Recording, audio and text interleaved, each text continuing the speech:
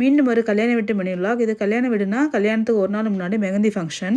நம்மளை வரவேற்கிற விதமாக நல்ல விதமாக டெக்கரேட் பண்ணி வச்சுருந்தாங்க. பார்க்கவே சூப்பராக இருந்துச்சு. அப்புறம் வந்து நீங்கள் கேட்கலாம், இவளுக்கு சும்மா சும்மா கல்யாண வீடு தான் அப்படின்னு சொல்லிட்டு.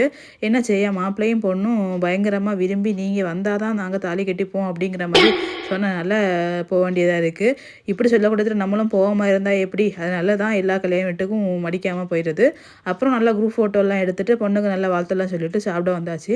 சாப்பிட வந்து பார்த்தா நல்ல தலைவாழை இலை போட்டு சாப்பாடு வச்சுருந்தாங்க. என்ன சாப்பாடெல்லாம்னா கேசரி, சிக்கன் ஃப்ரை, அப்புறம் மட்டன் கறி, இடியப்பம், பாலாடை, சிக்கன் ஸ்டியூ, புரோட்டா இதெல்லாம் வச்சுருந்தாங்க. அதெல்லாம் நல்லா இருந்து மாங்க தின்னு முடிச்சுட்டு வெளியே வந்து பார்த்தாச்சு. வெளியே வந்து பார்த்தா என்னோடய ஃப்ரெண்டை பார்த்துருந்தேன். அது ரொம்ப சந்தோஷமாக இருந்துச்சு.